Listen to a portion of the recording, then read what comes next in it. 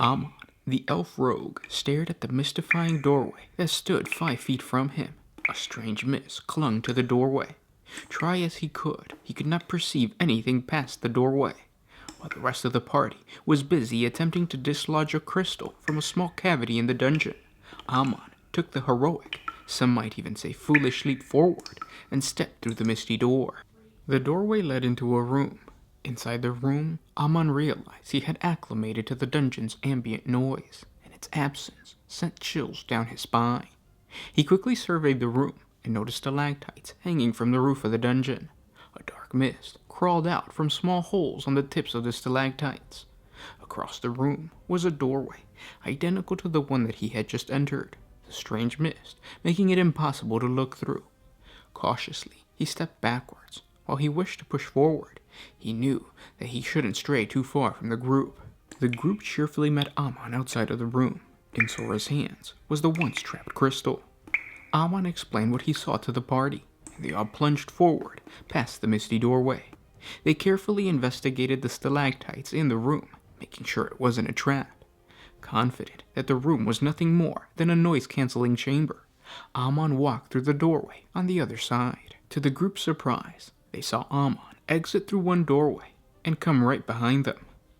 Amon tried exiting the room again, and just as before, as he stepped through the doorway, he entered the room on the other side. The party was now trapped in an encounter I like to call the Room of Soundless Void. For this non-combat encounter, the setup is extremely easy. Simply create a room big enough to fit all members of your party, and position a doorway where the group can enter and a doorway on the other side for an exit. When the party attempts to make perception checks, give them a source from which the mysterious mist is coming from.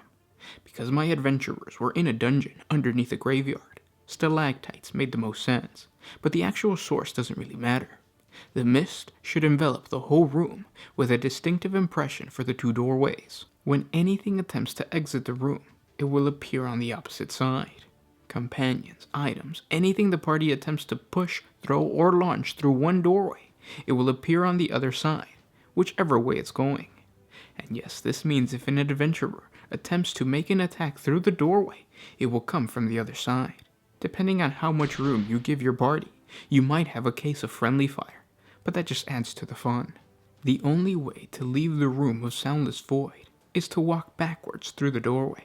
It's that simple. Let the party figure out the trick to the room on their own.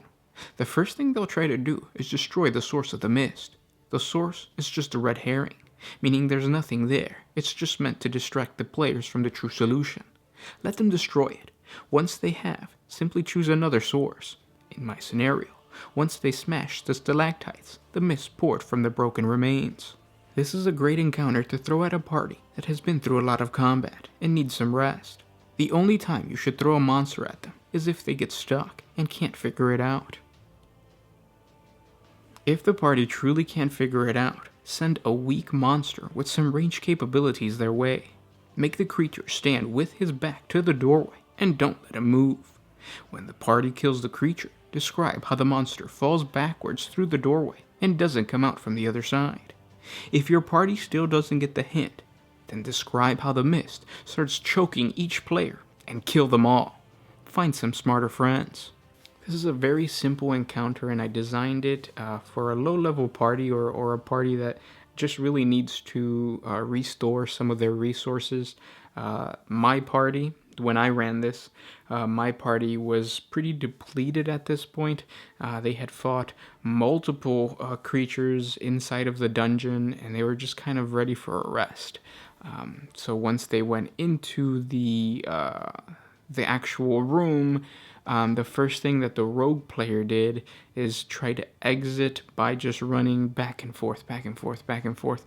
But the thing was that he just kept running forward. And I explained to him how, you just keep going in through one side, entering through the other, or exiting, entering, exiting, entering. And for him, it was a little frustrating because he had entered the room once and exited before. He specifically told me I step backwards and go back to the party, which is why I even allowed him to leave. Otherwise, I would have just made him stay inside of the room, making it kind of like he's trapped inside the room, but the other members of the party would have not, they wouldn't have any way of knowing that he's trapped in there, because nothing can exit the room unless it goes backwards. And of course, if you're going to shoot something, you're going to shoot it forward. If you're going to say something, it's going forward. It's not really moving backwards, which is why it's like soundless void. Sound doesn't really travel through that space. So in that situation, the rogue just kept trying to figure out a way to exit.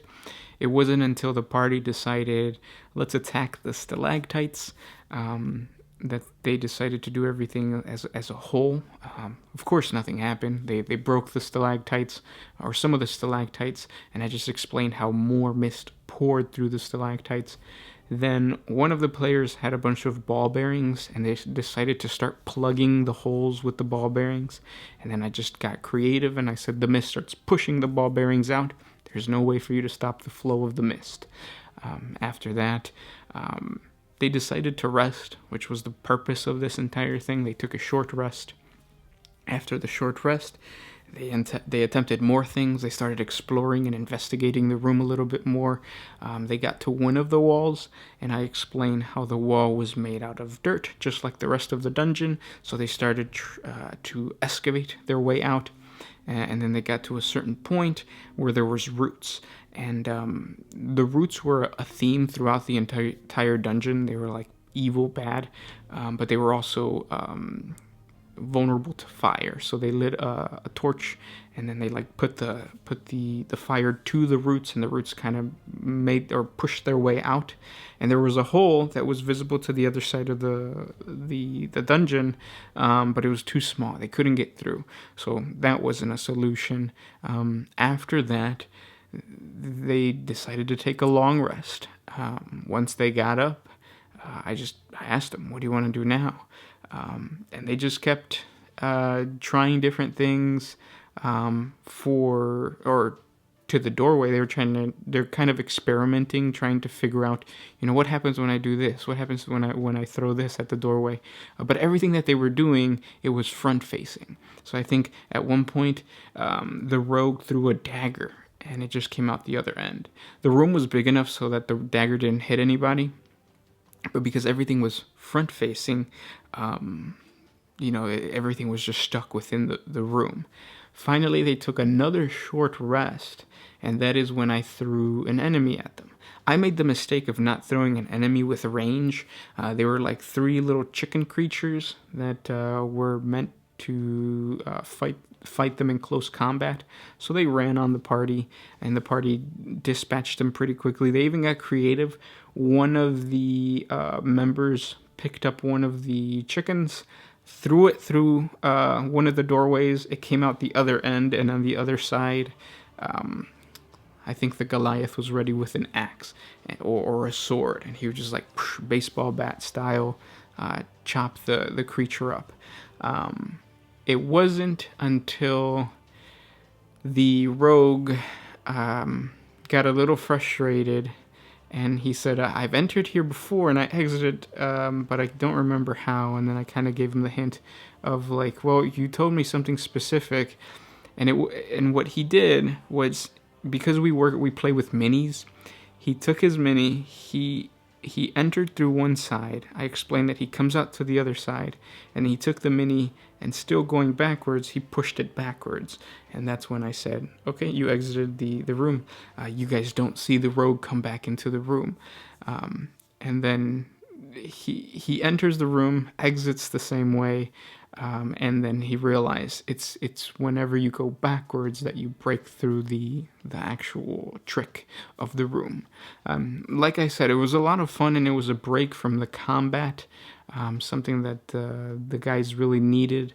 So if you run this, I would recommend doing it as like a little bonus encounter. Don't make this a main encounter.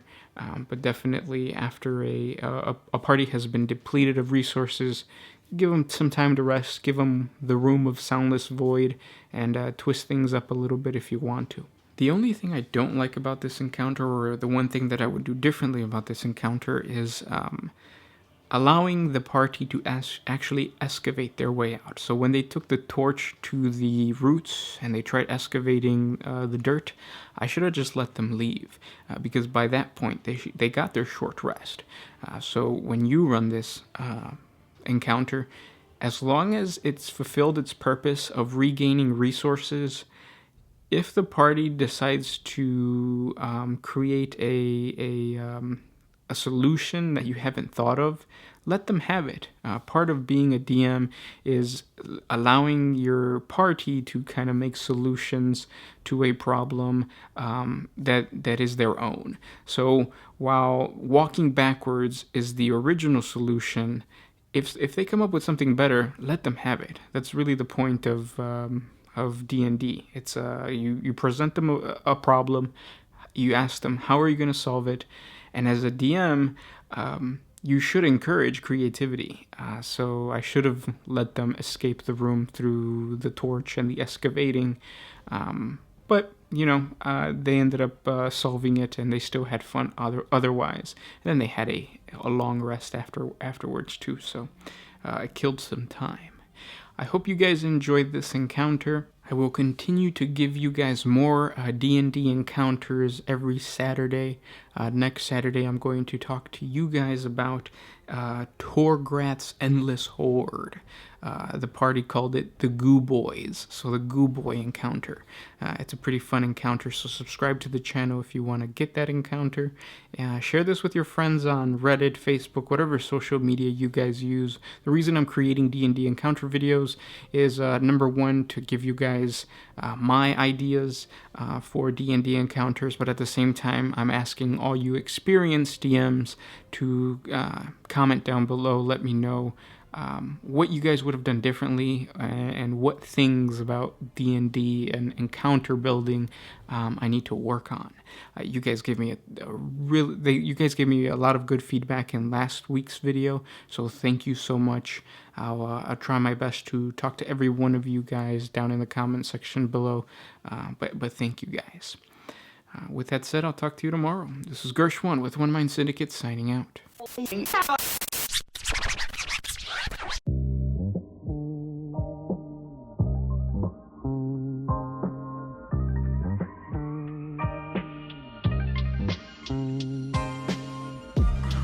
I used to put my